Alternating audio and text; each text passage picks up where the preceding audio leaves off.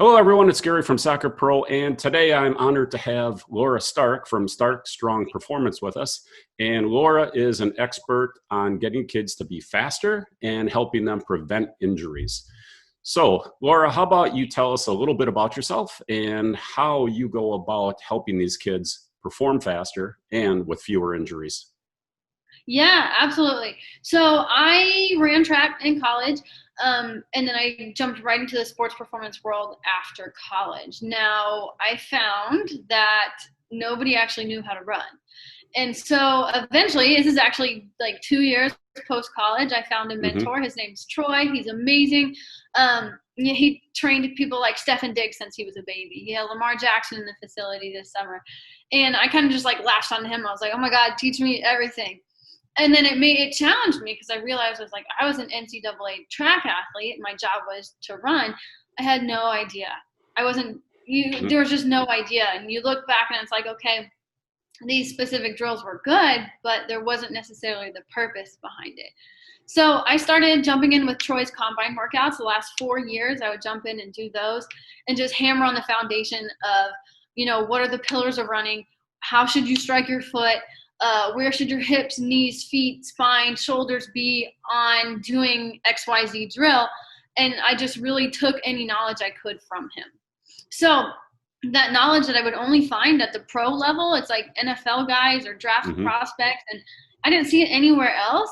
I was like, okay, well, I can bring that into people who are wanting to learn and increase speed and prevent injury because it's so relevant to all these athletes who want to be faster.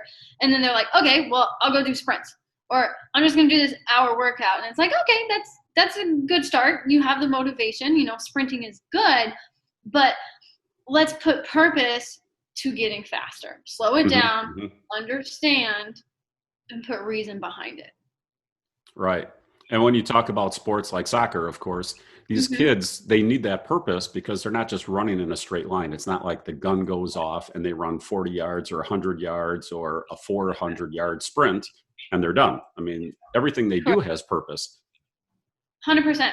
So, my one of my number one goals is injury prevention, and that is understanding the foundation. So ACL is probably one of like the biggest injuries Hmm. in soccer, and it's become heightened over the past couple of years. Now it's club, it's high school, it's off season, it's indoor, it's just all year. They're just doing these same moves all the time. They're not doing anything else. Right. So understanding, okay, when do those injuries occur? So any type of decelerating, whether it's jumping and then landing or running and then stopping and changing direction. So it's like, okay, well, how can we land better? How can we change direction better? So when I say speed, it's yes, forward speed is one aspect of being faster, but also to be faster, we need to be able to change direction quicker. And that goes back to the injury prevention. It's all Hmm. one thing, really. So before I ever allow an athlete to jump, I make sure that they can land. Before I Hmm. ever allow them to do agility, I make sure they understand how to stop and how to go so that now we can stop and go quickly. And it starts very, very, very simple. Okay, show me a landing position. Okay, now stand and then get into that landing position. Hmm. Or, okay, show me to stop. What are we looking for? And just diving into the specifics of landing, of stopping, of going. Hmm. Hmm. Yeah, certainly when you get into the teenage girls, I know my daughter had gone through soccer, and there was a time period where her high school team and the club team, whether it was from her team or from an opponent, but it seemed like every game someone was going down with an ACL injury. And then I would go back because I video these games and I would want to see what happened, what caused that girl to get injured Yeah, because it happens so quickly. You can't tell if someone's ramming into them or whatever. yeah, But most of them, but predominantly they were non-contact ACL injuries. It was just on a deceleration or a change of direction, and all of a sudden, pop, there goes a girl. She's down and she's out. yeah, for the year. Hmm. Six Hmm. months to a year. Yeah, and those non-contact ones are the scariest and also the ones that we can prevent the most. There's always going to be a freak accident. That's a contact injury that it happens. Look at football. There's a Hmm. lot of contact injuries that maybe they trained correctly. It was unfortunate. And same thing with soccer. It's a contact sport. There's going to be some freak accidents. But you saying like most of them were non-contact, that is terrifying. And also we can prevent that. We can stop that. So Mm-hmm. I worked with a club a couple years ago down in South Florida. The year before I had them, they had 9 ACL injuries. Wow. And then the year that I had them, we took that down to 0. And it's because we just took our time. Whether I had them 30, 45 minutes a couple times a week, it's like, okay, let's take our shoes off. Let's build our foot and ankle strength. Let's land in this position. Let's land in this position. Okay, tell me, what 3 things am I looking for when we decelerate? It's just doing the not so fluffy drills. And a lot of people like to be like, okay, let's do this. Right. And it looks really cool and it's exciting. How many likes can I get? But what's it doing? Is it creating a base for you? No. So it's like, I slow it down. You're not going to be tired. It's not going to feel like it's necessarily like the most challenging drill that some people would look at a video and say, oh, that's really cool. No, but it's challenging in another way. So that is what allows you to run faster, to stop quicker, and ultimately stay healthy while doing all those liable moves that you have to do on the soccer field, on the basketball court, on whatever playing fields you have. Right. Well, I can tell you let me back up. The way we ran into each other, of course, is on Facebook and getting onto this topic. And after reading some of your posts, it really made me realize that we had drifted away from a lot of that fundamental work that you're talking about. Because when you get into an environment, for people that don't know, I have soccer labs. Okay. So we're doing a lot of this type of stuff, but it's so easy to drift away from that fundamental work because it is more fun to do some of those other things. It is more fun to get out and hook kids up to the Vertimax and have races and sprints and competitions and do all those sorts of things because they're a little bit more glamorous. Like you said, you take videos of them, the kids like them, and the whole thing starts to build on popularity versus fundamentals. And it's not the right thing to do. So actually, after looking at some of your things, we immediately went back and said, hey, we've got to get back to our core. We've got to get back to our roots. And the next day we started doing more stop-start work and getting back to that, less glamorous, but, more important work, that fundamental base building foundational work. So, that's how we then got onto this call, because I recognize what you do is so important for injury prevention. And not only for injury prevention, though, for speed. When you want to make these kids faster, you see them do a lot of weird things when they run. And I tend to bring this back to swimming. When you take a kid that knows how to swim, we put them in the pool for a swim team. We never just say, okay, go swim faster because you're a fast swimmer. We get them in the pool and we teach them the proper stroke. We teach them the proper catch and pull and all those things. But when it comes to running, we look at fast kids and say, wow, he's fast. But we never break it down and say, okay, we need to teach them how to run the proper way with proper technique so that they can be faster and progress further. So we've touched a little bit on the injury prevention, and it's such an important topic. But how do you then go, okay, now we've got the fundamentals, we're helping with the injury prevention, and what can you do now to start to move these kids up that curve of speed where they can take where they are and then start to get to where they could be if someone were just teaching them the proper technique? Very good question. And actually, I'm going to backtrack 1 second. It's funny that you use the swimming analogy, because that's something I use. Is like, would you throw your kid in water polo if they didn't know how to swim? Probably not. Like, everyone throws their kid football, baseball, basketball, soccer. And they don't know how to run. And it's the same thing. So yeah, it goes back to understanding how to swim and how to run. But now for your question of how do you progress someone, it comes to buy-in and education. So I have a different, platform than you do, because they're excited to get into the soccer stuff with you. And yes. Anybody coming to me knows, hey, we're not touching a soccer ball. I'm not a soccer coach. I'm not. I'm going to leave that to the experts. So it's a little bit easier for me to say, hey, we're going to learn about our feet and ankles today. We're going to talk about the fifth ball of your foot. That's weird, but it's something I talk about all the time. So I don't have the people who want to just do the fun soccer drills because they know that they're not going to get that with me. So it makes it easier for those challenges of like, okay, how do you get them to buy in? Well, it's they know to an extent. But now it's also my job is for the people who are coming to me and like, I just want to run faster. And I saw that one drill that you did and it was really cool. I'm like, okay, well, that person's been with me for a year. So she was able to do that. So it's kind of teaching them the how and why, and then changing their mindset and challenging them to think a little bit differently, and just go back to letting them answer the question. So I say, okay, the very first thing that anyone does with me is we take our shoes and socks off and we do a balancing drill.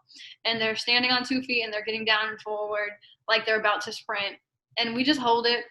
And then I make them answer questions. And that's when they start understanding like, oh, this is really important. Okay, now I'm going to make this position hard. And it's the same thing. We're just standing there. It's not a fancy drill, but it's what the NFL players use. It's what I did to get faster. And it's the foundation. So then just taking it one step further and showing them how this not fancy drill can be really challenging. And then taking it one step further and allowing them to move, but still focus on the same aspects. And then taking it one step further, maybe adding some sort of resistance, some sort of outside influence. Maybe I'm pushing them. Taking it another step, adding band, and it depends on who they are and who can. I have some people that can move through all that really quickly. And I'm like, cool, let me just shove you real quick. Now catch that. And let me throw this band on you. I'm going to pull you towards me. Now stop there. But you can't do it too early. And I have some people who come to me with quite the resume and they're like, I've done X, Y, and Z. And I see them, no doubt that you could do these harder drills, but you haven't proven anything to me yet. Right. And your health is on my hands. So until I see firsthand that you can do this simple drill and understand how and why, then we're going to move on. Does that kind of answer your question?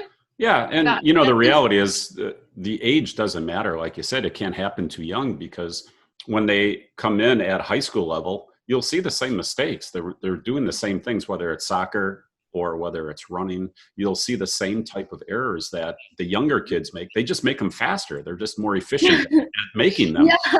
So they're, okay. So let's pull this back just to younger ages. All right. Because we deal with a lot of younger kids. All right. We deal with some older kids, Well, when I say younger, I'm saying anywhere from 5, 6, 7, all the way up to like 12, 13. When you think about soccer, that's where the largest group of kids are. There's more kids playing soccer in that age group. When they get to high school, they start going, well, I'm really not good enough. I'll just go do something else. Right. And that's okay. That's okay. Right. Kids self-regulate themselves. They find their own place in life and they just go there. Yeah. So, but when you look at our organization, at Soccer Labs, we get that massive group that are young kids, and then we get the hardcore players that are older kids. So there's a big gap there. But we get these younger kids in, and I kind of forgot where I was going with this, but let's circle back. We get these younger kids in, and some of them are very unorthodox. They can't get their brain to connect to their feet. All right. Mm-hmm. But after a fairly short amount of time, all of a sudden that connection starts to take place. And you see it, right? You see them start to get it. But there are certain aspects that are difficult to get kids to do. Like, for example, one of the tough things to do with these kids is to get them not to do that hard heel striking. So, and they don't even feel it, Right. So when you are getting younger kids in, what are some of the foundational things that you'll do with a younger kid? And you can define younger any way you like with your group. Yeah. But when you're getting these younger kids in, what's a typical progression that you're going to take these kids through? So I don't typically work with as young as 5 or 6. Occasionally I'll have them. But what I do that's different is it's really not that different. But I kind of just change my vocabulary and kind of change the end result of it. So we'll start with the same drill, but now instead of using some technical terms, I might just, match the terms to a 5-year-old. And then you have to make it fun, with my 12 to 18-year-olds, you can start being like, hey, this is what you risk if you don't do it, and it's enough. But with a 5-year-old, sorry, go ahead. Oh, I was just going to say, what are you seeing when these people first come in? What are you seeing as their biggest deficit? And then how do you go about fixing that? Yeah, balance and stability. because you have to have a foundation before you move on. It's, if you're building a house, do you build the walls or do you build the structure first? No. You got to build the structure. Yep. So if you're a parent looking at your own kid and you watch them run, what's something they should look for that you would say, hey, you know, that player is not running properly, and is something that you can help them with? You know what I'm saying? So some people are just going to look at their kid and go, well, you know, he's so unorthodox, I know he needs help. But then other parents are going to look at their kids and think like, well, he's normal. But if they really look at it, they may, if they look at it with a more observant eye, they would see that there is something that the kid really needs and that you can help them with that. So if, again, forget about the unorthodox kid. Those are the easy ones. What's something that an average parent can look at an average kid and say, hey, we can help them by doing a program with someone like you? Okay, that makes sense. So a couple ways to answer this. You know, we talked about foot striking earlier, and I think that is one of them. It's like, if we're just talking about forward speed on a breakaway and they can't ever get to the ball, it's, you know, a very simple way, whether you're in acceleration or top end speed, where is the kid's foot striking? So if these are if this is their hips right here, and then their foot, and they're trying to run this way, and their foot striking right here in front of their foot, that's a braking action. You're pushing the ground that way and your body's going this way. So we want to be not here, but we actually want to be back behind our hips so that our hips are projecting. We want to push the ground away and let our hips go this way. Right. Very simple. And a lot of times, sometimes it's obvious, and sometimes you'll have to get out your slow-mo camera and they're like, okay, let's look at what part of their foot are they using and where are their hips compared to their foot. So foot and hip placement. And then I just lost where I was going. And then what part of their foot are they striking with? So this does have some variance depending on what part of your run you're in, but let's just say we're at top end speed or maintaining that top speed on the breakaway. They definitely should not be striking with their heels. I think that's a given for most people. But what people don't know, and I could give you a training on this after we hang up, I'll send that link over, is that you should actually be striking flat foot, because it's nice strong contact in the ground and you're punching the ground. So you don't want to reach with your tippy toes, because then you're striking with your toes and then you're collapsing into the ground and then you're being thrown away. So it's that strong strike. And I always talk to my kids, I'm like, okay, if I'm going to hit you, do I want to like hit you with my tippy or like my fingers, or do I want to slap you? Right. And they're like, I'm going to slap you. And it's the same thing with the ground. It's just, how do you contact the ground? Are you striking it, or is it striking you? You know, so simple contact methods like that. Those would be two really easy ones. I think a common one is, you know, whatever they're doing, like something with the arm, you know, whatever they're running. A quick way to fix it. Side to side with the arms. Yeah. You have like an awkward, this is the one that I get the most. It's like one arm's in, one arm's out. Yeah. But even just in terms of fixing that, I think most people are like, hey, get your arms in, or blah, blah, blah, whatever. But a common myth is people think that they should run here, and that's actually not true. You don't want to be outside of your center midline. Obviously, you don't want to cross that center midline. Right. But really, you should be punching straight out in front of your nose, and then that should clear your hip pocket back behind you. So we want to make sure, now don't confuse this with rotating, because we don't want to run here, we want to run here. Right. So don't confuse that with rotating, but we do want slight rotation to our center midline. And so that's why if you haven't sprinted in a long time, you go sprint, your abs kind of hurt. Well, because your abs it's turn on, turn off, turn on, turn off, turn on, turn off every single step you take. So if you're like, hey, my kid's arms are weird and just run right, kid.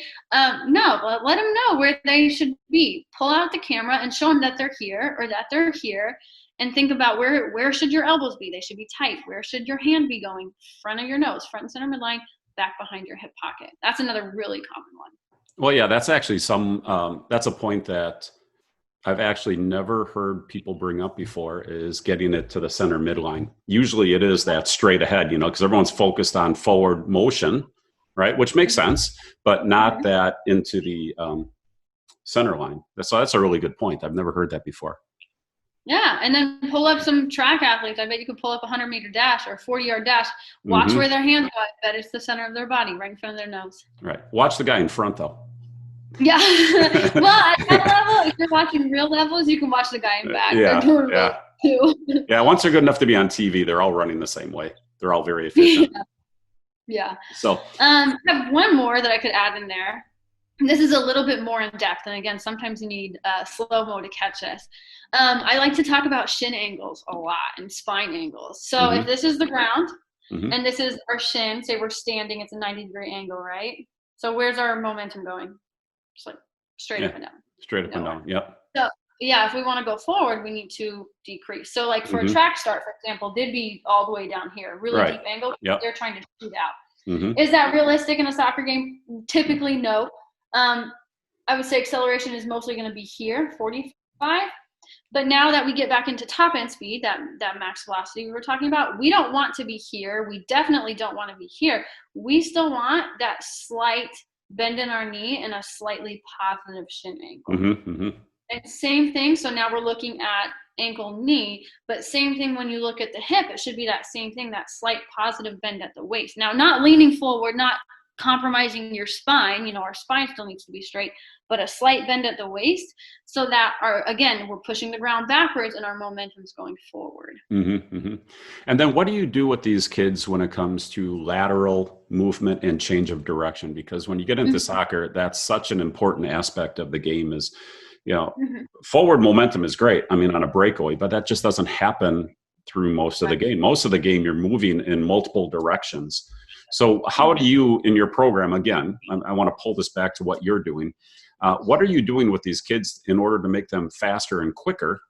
And I use that term not interchangeably because faster is just total speed and quicker is that. But what are you doing to get these kids faster and quicker on that change of direction so that they can stop, go laterally, then backpedal and re-attack into the ball? So the very first thing I do is, hey, okay, guys, we're decelerating today. What am I looking for when we decelerate? The answer is drop your hips, get your feet under your hips, and keep your spine straight. So then we just work on simply decelerating. So their feet are in the ground. They don't move. Feet stay exactly where they are. We work on dropping our hips, keeping our balance, keeping our spine nice and straight, not compromising that spine. And we literally just work on get your hips down, get your hips down, get your hips down. And then hips and shoulders are moving together the entire time. That's the very first thing.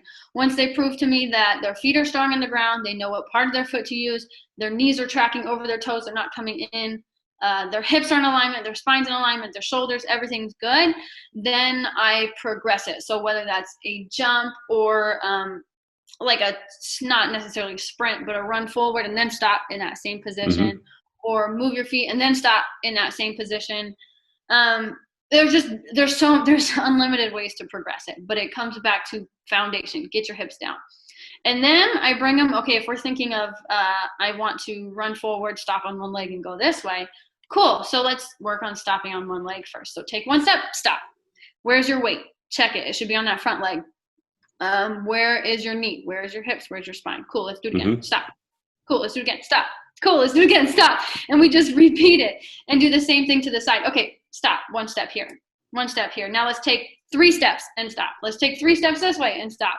But it's very, very, very, very simple. And they need to prove to me they're balanced. Right. And then it's okay, let's make it a little bit faster. So stop, come back. Stop, come back. And again, same principles. It's the same thing that we just worked on. Hips are down, feet are under your hips, spine is straight. And then you just take that and apply it to forward, fast, slow, 1 step, 3 steps, 10 steps, whatever it is, it's the same principles. So eventually you're building up into that, okay, now we're running up 5 yards. You're going to hit your right, left, right, open, turn and go that way. But it comes back to understanding that stop and then understanding how you hit that right foot here. Now, how can you push the ground away and get your hips and shoulders moving and accelerating out in that direction? Right.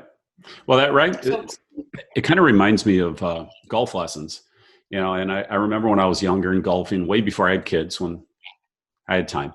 But before I had kids and we were golfing all the time, you'd get out there and you'd hit the ball and it would spray left, it'd spray right. And you never really knew what you were doing wrong. So you would make all these adjustments and your friends would help you and all those goofy things. And you would never really get any better.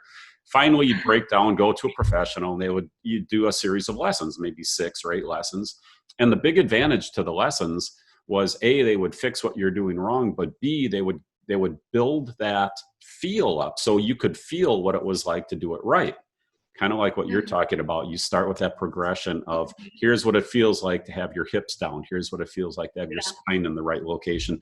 So then when they start running and doing these things in real, let's say, sporting activities, they can actually feel when they're doing things correctly and feel when they're doing things wrong because they know what it feels like to do it right. But if you have no baseline of what it feels like to do something correctly, you have no idea when you're doing it incorrectly, and you never make any self-corrections on your own. It's just not possible. So, I agree. It's trying to do too much at once, and you don't know how to do the first thing. And you have to understand how to do each specific component before you throw it all together. Now, when people are working with you, obviously you have people come in and you are working with them directly, one-on-one. Are you also doing virtual training where you're working off a video or some sort of program that people participate in, and then you're doing the coaching remotely? So I have just one offer, really. And so I do have people that come to me, but it's the same program that somebody out in California is doing, in Oklahoma. It's the same program, because what I found that coming to me or being at the field or whatever, that's not what gets results. Results are created by doing the foundations consistently and making it a habit and a mindset and a lifestyle. So that same program that I have my athletes doing in person, they're also doing the same online version. So I have videos and it's broken down and it's explained what am I looking for. And they're given that through this platform that we talk, and they'll send a video and I'll analyze the video. We can talk about sending it back. But that way they're able to do it where they are, and they're also able to do it at whatever time is best for them. Okay, so basically you have a video program. They watch it, they do the drills, you act as a virtual coach, and then they'll video their session and send it back for analysis? Not necessarily video the whole session. Well, they have sometimes. Yeah. Okay. But yes, essentially, yes. Now they have this program and calendar, so it's 12 weeks. So they have this program. They know exactly what they do on each day. I can go in, see if they're doing it or not, and they have to basically like check, did it. Hey, I have a question on my 10-yard acceleration. Cool. I'm going to say, take a video from this angle doing this, send it to me. I'll get feedback. All right. From that feedback, from that video, I can either say, hey, go focus on XYZ drill, or I can say, hey, but you're also doing this incorrectly. I'm going to add in one more drill to correct this error, and it should help. You should feel XYZ.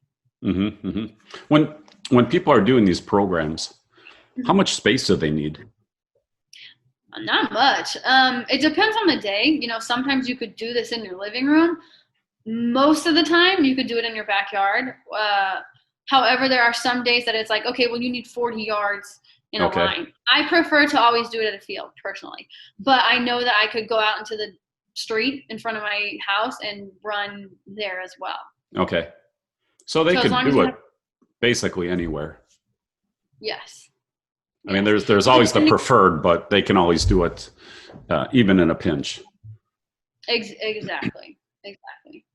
So, okay, so let's keep going with this concept. You've got this program. It's all online. They can do it anywhere they want. You participate as a virtual coach, or if they're in your area, they do it with you. I assume. I mean, I can't tell because I've seen your videos, but I haven't done your program, right? Because you're in California. I'm in Florida. Florida. Yes. Sunshine State still. All right. But anyhow, how does someone get started then? How do they get started with this program? I don't take everyone because, we talked about earlier, the people coming to me are not the people who want the fancy stuff. So occasionally I'll get someone who wants fancy stuff. And the first thing that we do with anybody is we hop on a phone call. So I want to make sure that I'm the right fit for you, because you're not going to get the results if you wanted something completely different than what I offer. So we hop on the call and I get a feel for, okay, what are your goals? What are your ambitions? What are your strengths, your weaknesses? What are you looking for? Let's see if I'm a match for you. If I think I am, then I'm going to go back and I'm going to go through, okay, this is what we do. Does that sound like something that you would like and you would benefit? From there, again, we can continue with the phone call, but that first step is contact me and let's set up a phone call to map out, what's your best plan to get you from A to Z. Now, what do you do for teams? Because I got to say that that statistic you talked about at the beginning, for me, that's an impressive number when you have that high number of injuries, which is common. I mean, I think if you were to poll any high school girls soccer team and club team, you would see similar numbers like that. How does a team work with you to pull those numbers down at their organization or their high school? Yeah, that's something that I would have to speak directly to the coach or whoever is looking for it, kind of figure out what is their best plan. Because a team is different. What we had just talked about is a one-on-one speed mentorship. Obviously, if you have a club with 100 girls, I can't provide a speed mentorship to 100 girls. I'm not able to give 100% of me. So I would have to speak to that coach and, okay, what are you looking for? Maybe I can give you XYZ to match to this. And then so that you're still getting my feedback since I'm here and you're there, I'll give you whatever else as well. So that's just a conversation. Yeah, like a coach assisted program where you work more in partnership. Yeah. But for the most part, you're working with individuals, right? That's what you're saying? Yes. All right. Well, I know that there are a lot of kids in this area that are always looking for speed. They're always trying to get faster, because I've never heard of an athlete that said, boy, if I just weren't so fast, I would be playing so much better, right? There isn't an athlete alive that isn't looking for just a little bit of an edge on their speed. So if somebody wants to get started with you, you start with a phone call. How can they get a hold of you? What's the easiest, best way for them to start this conversation to initiate contact with you? Yeah, absolutely. A couple ways. I'll give you my Instagram first. Very clear cut. It's Stark, like Tony Stark, STARK, .strong.performance. Okay. So same thing for my email, stark.strong.performance@gmail.com. Two easy ones. Another one, I'll give you third one, website, starkstrongperformance, one word, .com. Okay, very good. All right. Well, I really appreciate you taking the time today to go over these things. And I hope that people will take this to heart, because I've seen so many girls go down. I know I always talk about girls, but I had a daughter playing soccer. I don't talk about the boys. It's not that boys don't matter. It's just, when you see these girls go down, it's kind of heartbreaking, whether it's because it's your daughter's friends and these girls are at your house and you're doing a lot of things with them. You get to know them personally. They're your daughter's friends, but they become part of your family in a way. And next thing you know, they're down with an injury.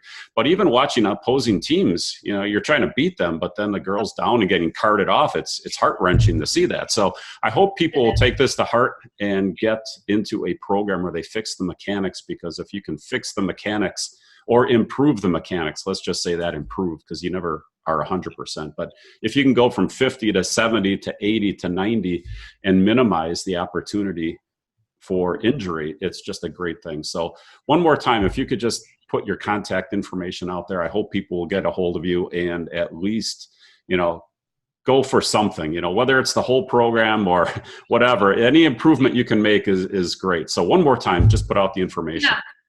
Absolutely. And I have had people that didn't go through with the program, and they were actually were able to take values just from the video trainings I gave them while we were getting ready for our phone call, and they made some changes. And you've seen some of that as well on Facebook or the different calls. Absolutely. Just take those trainings and think about it. That's all I'm asking. Just challenge yourself.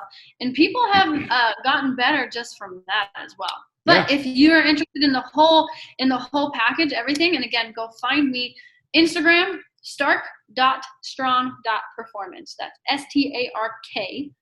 And then same thing for my email, stark.strong.performance@gmail.com. Website, starkstrongperformance.com. All right. Well, thanks again, Laura. I really enjoyed this topic, and I appreciate you taking the time to join us today. Thank you. I appreciate you too. Let me know any questions that anyone has, okay?